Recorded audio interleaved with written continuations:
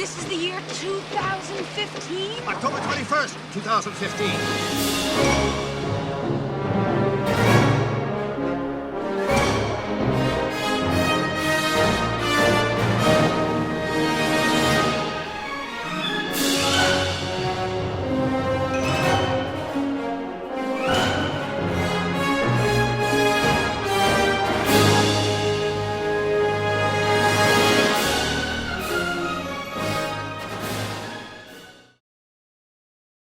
Coming out in 1989, Back to the Future Part 2, again directed by Robert Zemeckis and written by Bob Gale, continues the Back to the Future story set up at the end of the first film. It acts as the first part of two sequel films, concluding with 1990's Back to the Future Part 3. Contrary to popular belief reinforced by marketing schemes, Back to the Future was not conceived of as a trilogy. The first film was supposed to be standalone, hence not having Part 1 at the end of its name, and the part at the end about Doc grabbing Marty and Jennifer to save their kids in the future was intended only as a final joke, not a cliffhanger. The two sequel films fit much better together as a two-part story than as thirds in a trilogy, no matter how much the creators try to shoehorn them in as such. The sequel films do some fun things with time travel and take the characters interesting places, but they also do some tweaks to the characters and treat them differently from the previous film. Even as a fan, I have to treat the sequels as their own entity. I like them, but they have some serious problems. Great Scott! The main issue I have with Part 2 is that it hates Jennifer.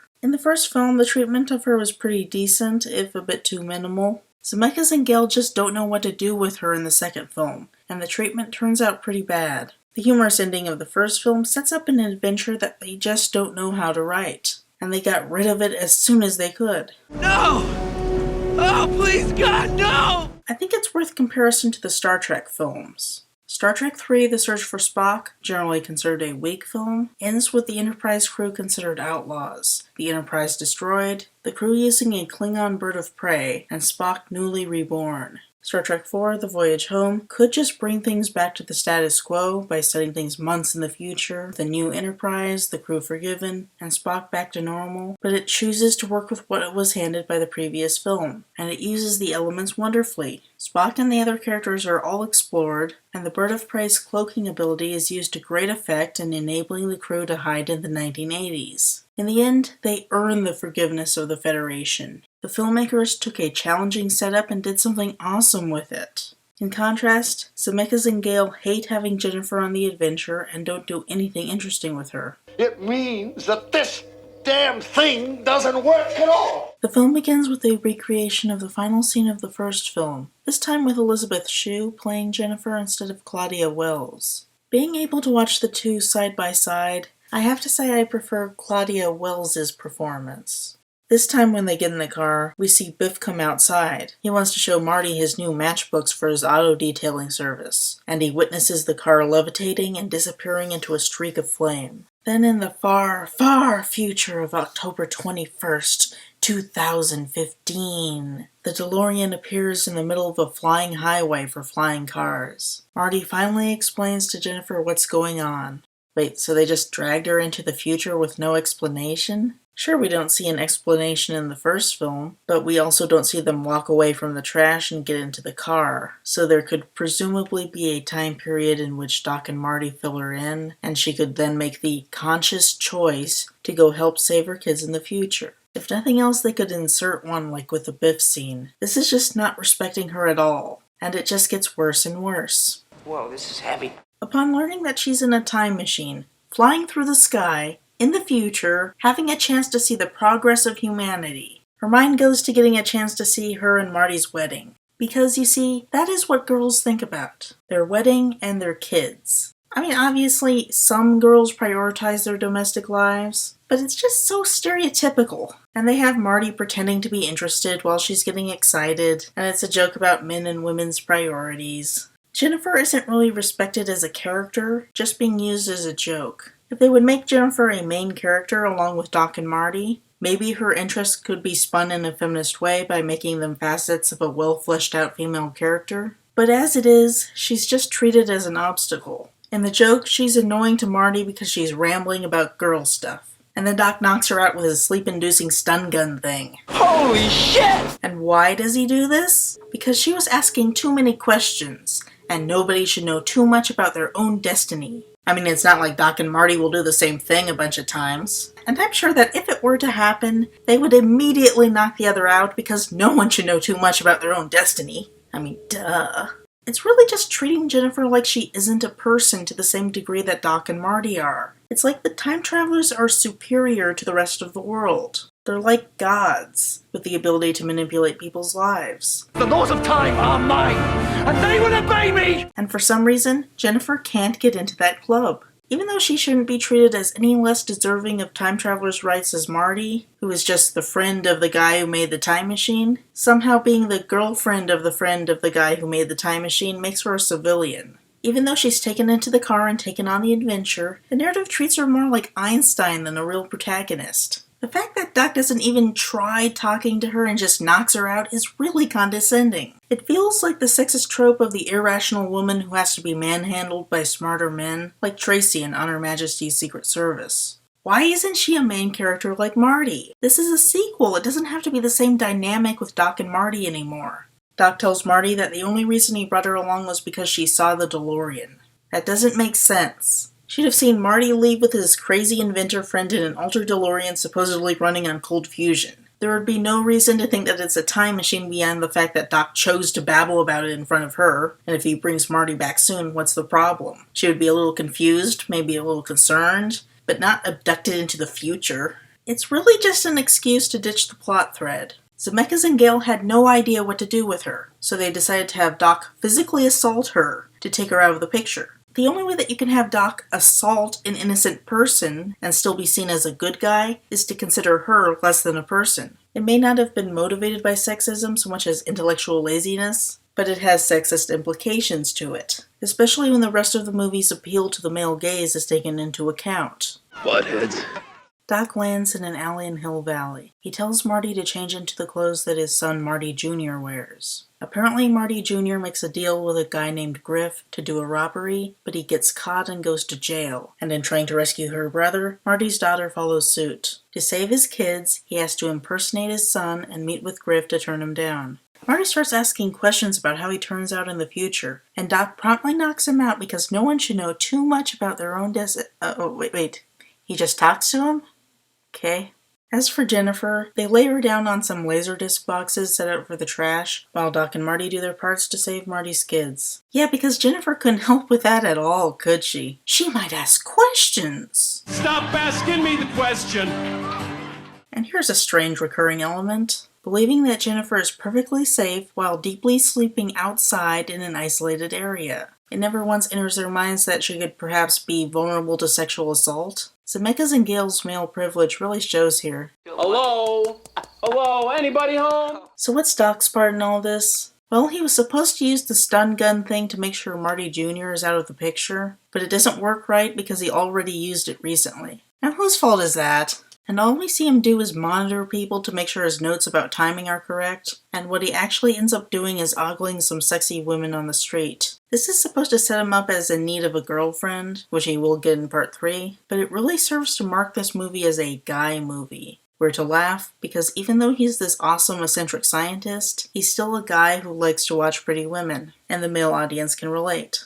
Marty's girlfriend is not allowed, but the movie is framed around the male perspective of wanting a girlfriend. Doc heads off to do stuff. Marty wanders around Hill Valley for a bit before heading into the Cafe 80s, which plays Michael Jackson music while people are waited on by Max Headroom AIs that look like Michael Jackson, Reagan, and Ayatollah. I guess the Cafe Y2K would have Lady Gaga, Bush, and Bin Laden.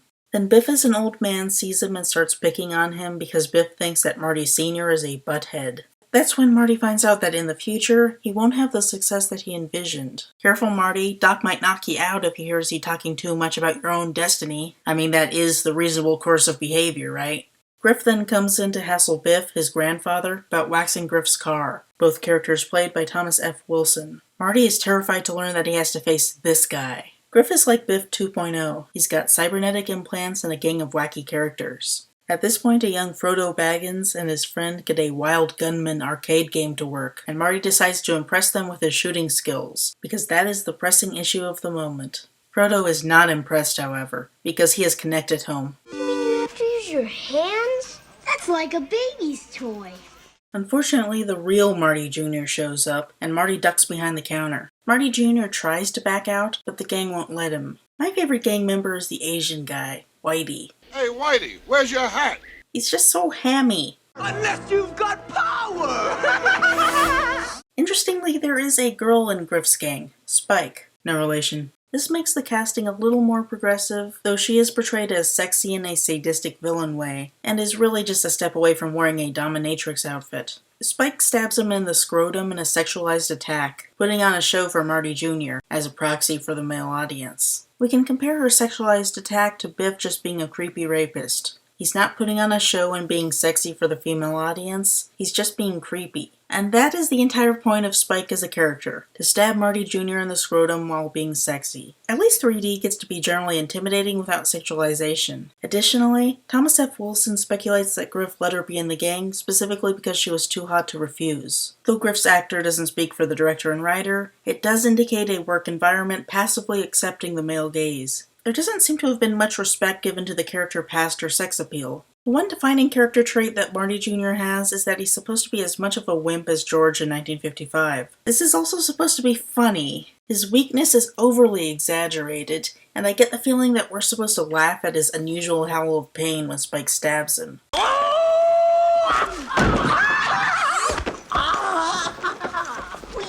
He's a complete wimp. It puts the audience in the position of bullies, instead of being sympathetic to the one being tormented. It's all part of the stupid macho theme. Marty hates that his son is so wimpy because Marty would want his namesake to be manly and stand up to bullies. Even though Marty himself was actually seriously afraid of Griff a moment ago, and it's kind of like thinking ill of Doc for not being able to shoot the terrorists. Part 2 takes the whole concept of George being afraid of Biff and his gang, and reduces it to this awful skit about insufficient manliness. Macho, macho, macho man, yeah. I've got to be a macho. I've got to be a macho, macho man. Yeah. Chicken! McFly! And here is a weird character flaw introduced for the sequels. Marty can't bear for someone to question his courage, usually by calling him chicken, and he flies right into danger without any regard to his safety. I can't see Marty of the first film getting into a fight with Biff because Biff calls him a chicken, only to protect his parents like a sensible person. The sequels turn him into a macho idiot so insecure that he gets in trouble whenever someone calls him chicken. They get in a fight, which Marty has no hope of winning, given that he doesn't have any cybernetic implants, and he ends up running out into the courtyard in a mirror of the scene of the previous film, with the difference that he was selflessly trying to protect his father and not prove his manliness. And he takes a little girl's hoverboard, a skateboard that hovers on the air. In the first film, it's a little boy's wooden board on wheels with a handle that Marty pulls off and fashions a skateboard out of to get ahead of the 1950s bullies. This is a girl's hoverboard made by Mattel and is colored pink like a girl's toy. Marty pulls off the handle and makes it work for him, but the joke is that the world has outpaced him. Not only do skateboards now fly, but flying skateboards are literally made for little girls. The bullies have their own hoverboards that look much more traditionally masculine, even Spike's. Griff has a super badass hoverboard called a pit bull that has rockets attached, and he can tow his gang behind him. Marty's hoverboard is the least impressive of the bunch. He thinks he can use the same trick that worked last time, but he keeps being at a disadvantage. The girly colors play into that. The traditionally masculine hoverboards are associated with power, while the traditionally feminine hoverboard is associated with weakness. It's basic sexism. Interestingly though, the Mattel hoverboard ends up being an object of great power when it's taken into the past and is the only of its kind. Its girly color stops being associated with weakness, and it becomes iconic as Marty's hoverboard. If people actually do end up making hoverboards, you can bet that guys would be clamoring for the one that looks like Marty's. But yeah, in the context of 2015's courtyard chase, Marty has the weak girly one. He ends up being stuck over the water because only pit bulls work over water. Griff and his gang blast in to kill him, but Marty ducks in the water and they end up crashing into the courthouse mall window. Looks like Team Rocket's blasting off again! Disaster averted, yay! It sounded like Marty could have gotten out of it easily by not reacting to an insult. Hey kid, hey little girl. Thanks. Keep it. I got a pit bull now. Come on. A lot of the humor comes from her wanting something very tough and masculine. Girls are supposed to be soft and demure, and that pit bull is anything but. At the same time, though, it's a little feminist because we can infer that girls of 2015 are just badass. And they are, so that works. Another Save the Clock Tower activist begs him for a donation, and Marty ends up talking to him about baseball. I wish I could go back to the beginning of the season. Put some money on the Cubbies. An idea is born. He goes to an antique store and buys a book he glanced at earlier, Gray's Sports Almanac, which lists the outcomes of every major sporting event from 1950 to 2000. Biff wanders out of the cafe in time to see who he thinks is Marty Jr. meet up with Doc in a flying DeLorean, which reminds him of that day 30 years ago. Then Marty Jr. bumps into him, and he realizes that something's up. He sneaks closer to investigate. I left him in a suspended animation kennel. Einstein never knew I was gone. A fine way for time travelers to take care of their pets. It's just a sleep-inducing alpha rhythm generator. This way, when she wakes up, she'll think it was all a dream. Tomorrow's newspaper changes from reporting Marty Jr.'s arrest to reporting that of the gang. Disaster averted. Oh, and Doc's tacky shirt shows a bunch of trains in overt foreshadowing. You see, in part 3, Doc falls in love with Ms. Frizzle. Doc discovers the almanac. He berates Marty for trying to profit from time traveling, even though Doc's one to talk. He tried to cheat terrorists and paid off cops, and he has a lot of money for a guy who lost his fortune in a fire. Big hypocrite. He goes to trash the almanac and sees a pair of female cops investigating Jennifer. The fact that the cops are female is pretty feminist, and they do pass the Bechdel test in discussing Jennifer. I kind of get the sense of them representing social progress in the future. On the other hand, they are strangely model-like in appearance and sexy. Not that cops can't be traditionally feminine and attractive, but at the same time they have a look of strength, like they work for a living. These women look like they should be posing on the covers of magazines. The cops identify Jennifer as Jennifer McFly and take her to her future home. And now Jennifer has more of a presence, but she's still fundamentally an obstacle. Doc and Marty need to get her out of the house before she causes a paradox, which is apparently what can happen when two instances of the same person look at each other. They either pass out or destroy the universe. It doesn't make any sense, but that's an obstacle for the time travelers to work with. And I'm sure this won't be contradicted at all later on. Doc trashes the almanac and leaves. Biff grabs the almanac and follows in a taxicab. Jennifer wakes up and pokes around her future home. This is the only point in the film that she really has much of a character, and there's not a lot to that. She sees a wedding photo and gets outraged that it takes place at a very cheap chapel, the kind of place people get married when they elope, the kind of place my parents got married.